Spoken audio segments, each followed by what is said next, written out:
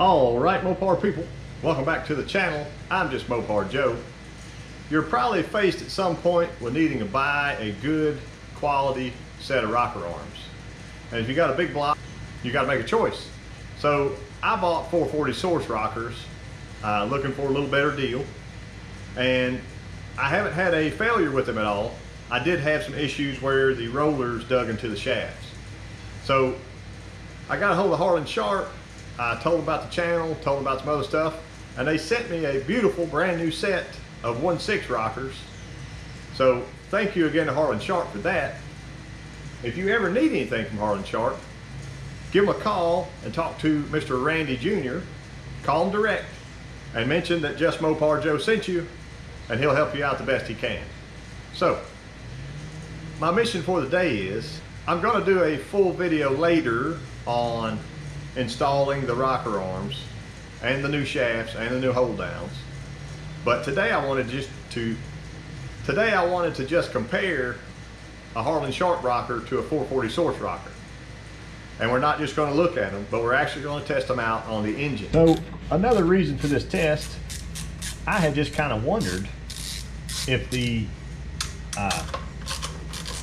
440 source rockers are actually giving me 1.6 times the amount of load lift that's on the cam, because they're both 1/6 ratio.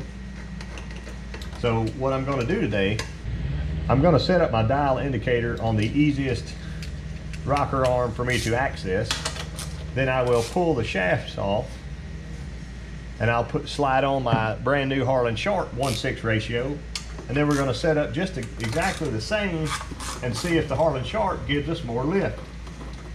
I have no idea if it will or not, but I've never seen a test like this on YouTube before. And anytime I get new parts, I like to examine them and see if there's a real difference. So I'm certain the 440 source ones are a pretty almost a carbon copy of the Harland Sharps, but I do not believe they are rated for as the severe duty like the Harland Sharp is. Okay, so you can call me lazy if you want to, but I'm going to set off the number 1 exhaust lobe, and if you have that ratio at 1.5, it'll give you 541. We're going to have that at 1.6. So basically what I did was multiply 0.3600 which is 361 times 1/6, and that gives you 577. So if the relationship of the push rod and the valve itself are pretty close, then it'll give you closer to the 577. If you set this up on a small block Mopar, it'll be drastically less because of the different lifter angle. So keep that in mind, but this should be a good test for our big block people. Something important to mention for valve train geometry.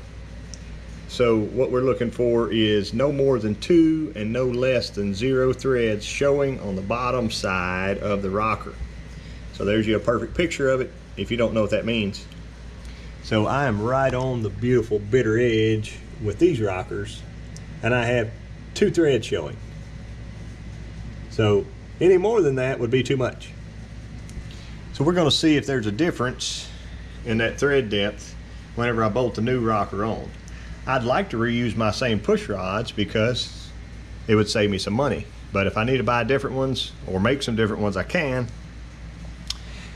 And initially I did make some for this engine. I have video of that. And I ended up having one that was just got a little bit bent in the process. So I found a set for Mr. Rodney Bird, and I threw them in here. So they were just almost perfect. I mean, so I saved the other ones in case I need extra. But what I'm going to do now, see how this push rod spins. These set up at 0 lash, or basically 2/1000 cold, and it's hard to measure 2/1000 cold, but I'm going to check it anyway to try to keep the test results the same. So I'm going to get my feeler gauge out, be sure this number 1 exhaust is set at 2/1000ths, and then I'm going to set my dial indicator up. Pretty difficult to even see, but that is a 2/1000ths feeler gauge, and it's like, I think 1.5 is a sheet of paper or something. It just barely, and I mean barely, will slide in there. So there it is, and I can roll it out. So we are right at 2/1000ths right now, which I believe is where it was set last time. And these have had 2 trips to the racetrack, so that's really good. I haven't lost any lash on that one. What I'm going to do is set my dial indicator up now, and we'll see how much lift we're getting on number 1 exhaust. That is about an 1/8 inch thick piece of metal. I have it strongly bolted to the head, because it's aluminum head. Then I set up my magnetic base and my indicator, and I tried my best to keep the indicator, trying to keep it in a perpendicular line with the valve. I can actually leave the indicator exactly like this on the valve when I unbolt the whole shaft off here and bolt my shaft back on. So the indicator doesn't actually have to move. And then I preloaded it, looks like 650 thousandths. Hopefully that'll, there you go. Because I'm only looking for 577, so I have enough past that. And if I pull my needle here, it's making it back to 0 every time, which is nice. So whenever I get my big socket out and I twist this crankshaft, we're going to see how much lift we're actually getting. Here we go.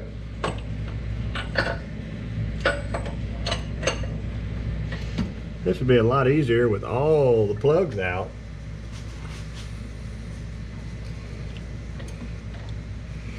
Or on an engine run stand. There we go, we got movement. She's going backwards. There's 100 thousandths. 200 thousandths. 300 thousandths.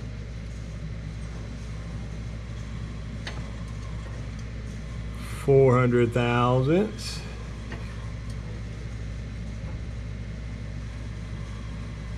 500 thousandths. Remember, we're counting backwards. So that would be 530, 40, 550, 560, 570, 71, 2, 3, 4, 575, 576, 577, 578, 579, 580, 581. I think we're getting there. That's 581, almost 582, and it went backwards. I'm hoping you can see that. 582, almost 582. So just for fun and to punish myself, I'm going to go back the opposite direction now and we'll count it. There's our 582.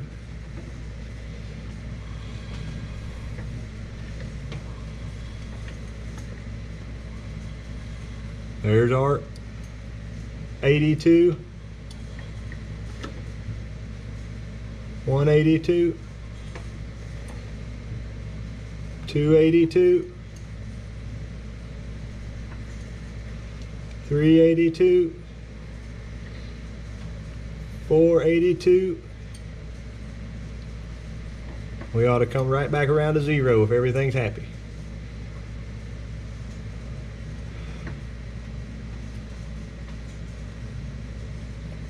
There's 0.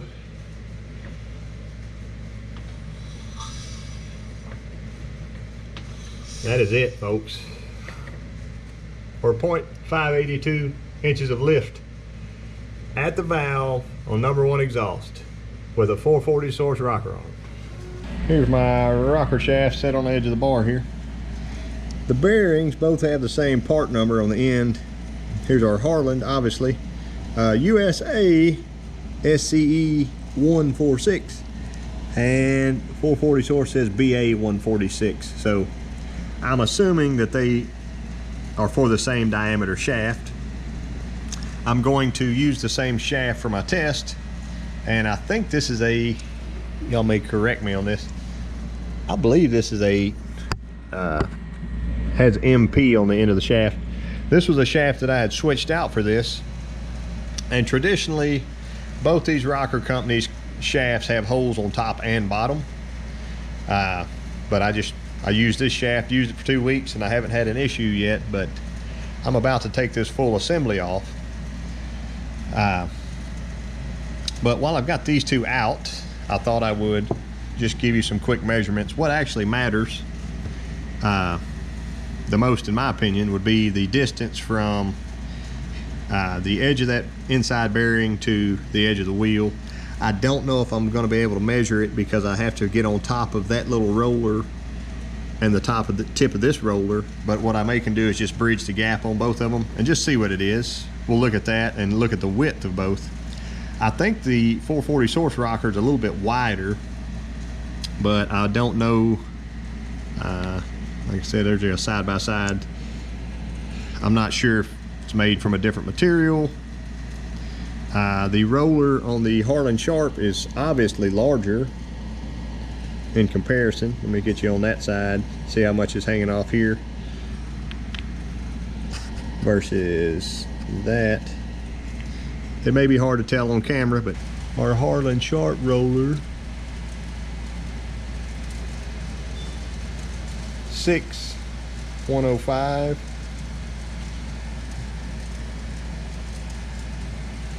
.440 source, if I can sneak her in there.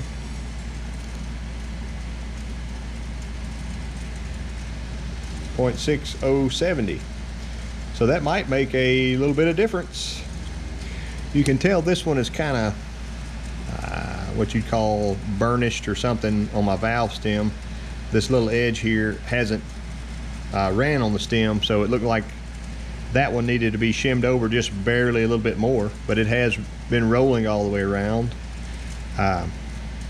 So I'll set it aside. We'll get zeroed back out. Zero back out. Check the width of our Harland Sharp. I think it's going to be a tad narrower. 13 for 1.3765.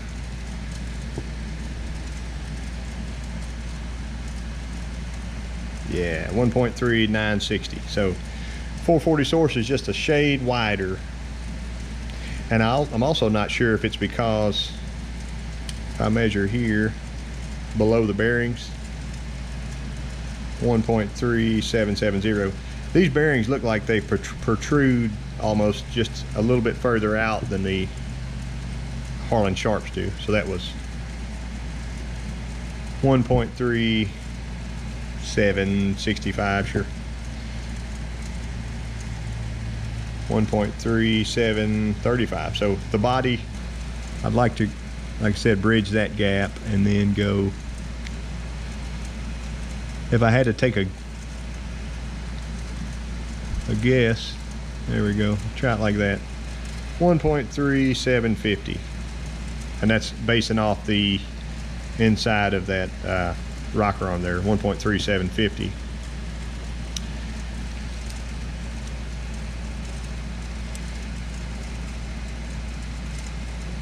Uh,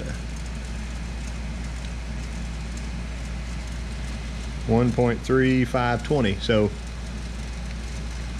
maybe a little bit less.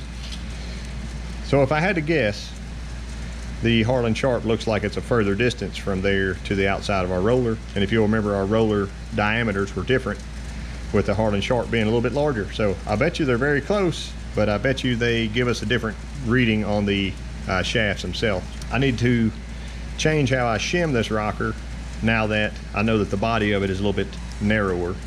And just for this test, it may not matter as much, but I want to shim it accordingly. We pulled all the other push rods out to get them out of the way and make life easier. Here's the amount of threads I have showing here. So it's got right past or right at 2, or whatever angle you want to look at. So all that's the same. The dial indicator set up and the valve is lashed. I had to sneak the dial or the feeler gauge in the side to be able to lash it. And the dial indicator goes backwards because it's extending instead of compressing. So there's 100.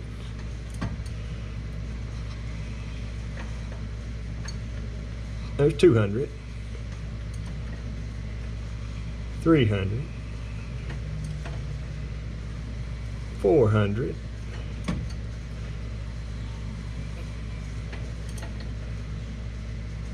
500. Okay. So this is 580.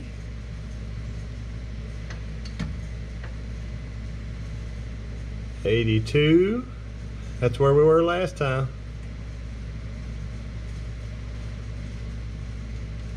590. Still going. 600.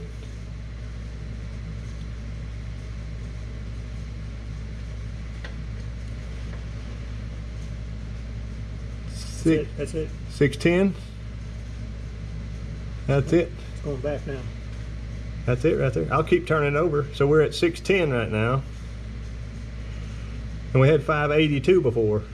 That's 28 more thousand. I think it's gonna like it. So we'll watch it go backwards. And see if we end back up on our 0. Check our work.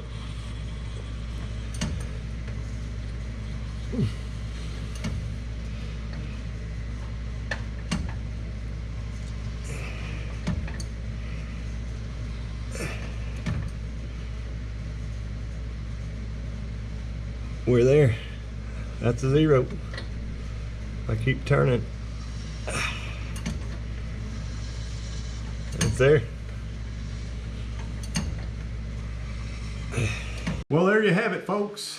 That's the difference in the Harland Sharp versus the 440 source rocker arm.